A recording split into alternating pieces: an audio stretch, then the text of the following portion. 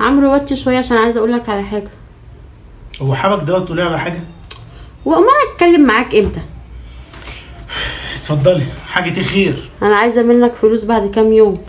بقول لك اهو من قبليها عشان ما تجيش تقول لي انت بتفاجئيني انا بقول لك اهو من قبليها بكام يوم. وعايزه فلوس لخير ان شاء الله. عشان بنت خالتي ولدت. الف مبروك. بقالها يجي اسبوع عايزه اروح لها. لا كتير صح. دي تتريق بقى. كتير اسبوع.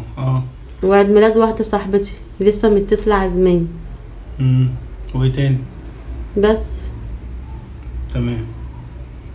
طب وبنت خالتك دي لما انت ولدت عبرتك؟ جاتلك؟ كان عندها ظروف. خلاص يبقى انت كمان يبقى عندك ظروف. ازاي يعني؟ زي السكر في الشاي. ما طلعتش يا عمرو تتعمل وخلاص يا عم، تتريق وخلاص. طب بعتتلك حاجه يعني بعد كده جاتلك؟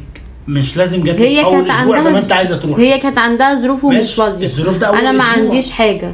الظروف دي فضلت عندها على طول. انا مش بعامل الناس بمعاملتها. انا عايزه ابقى انا اللي احسن. تبقى انت اللي احسن على قفايا. صح؟ هو انا كل ما اجي اطلب منك فلوس على كده؟ اصل سبحان الله دي ما عبرتكيش وما جاتش. وبنت خالتي، ما خالتي جاتلي. وقالت لك ده انا وبنت خالتك. طب والعيد ميلاد؟ ايه العيد ميلاد؟ عيد ميلاد صاحبتي وعايزه اروح لها. ودي في عيد ميلادك عبرتك؟ هو انت بتعمل لي عيد ميلاد؟ هي جوزها عامل لها عيد ميلاد كبير وعازمانا كلنا. انا ما بعملش عيد ميلاد. طيب مش مشكله. تعمل لي ايه بقى؟ لازم عايزه تجيب لك هديه لازم في عيد ميلاد؟ امال ايه هتجيب لي هديه من غير مناسبه؟ عادي والله مش شرط. بدل هي ما جابتلكيش هديه في عيد ميلادك. لا طبعا ما ينفعش. يبقى انت كمان ما تروحلهاش. هي عزمتني وانا عايزه اروح. هروح من غير ما اجيب هديه؟ مش لازم تروحي. قولي لها عندي اي ظروف زي بنت خالتك. ده ليه يعني؟ وفيها ايه لما تديني الفلوس؟ هي سهله الفلوس دي يعني. طب يعني ايه يعني؟ عندي مكنه بتطبع فلوس. موال كل مره اهو.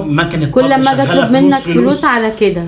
كل ما اجي اطلب كل ما اجي اطلب منك فلوس على كده. ما هو انت فلوس في الهيافه. المواويل دي لا مش هيافه، فلوس دي في حاجه هايفه. والناس يا ريت بيقدروكي وبيردوا لك الفلوس دي.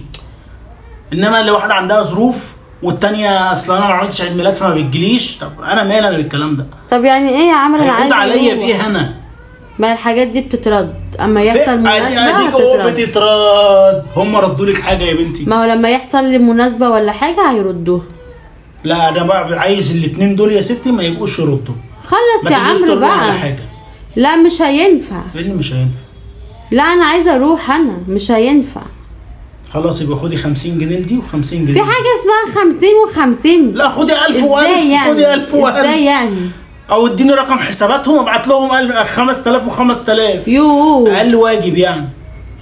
مش عايزه منك حاجه. هو انا كل ما اطلب منك فلوس على كده؟ هو ده اللي انا عايزه. هو ده اللي انت عايزه. قومي بقى اعملي لنا حاجه. انا مش قايمه. ايه؟ والله ما عامله حاجه. مش مشكله. انا قاعده اتفرج على البرنامج وبرضه ما دفعتش حاجه.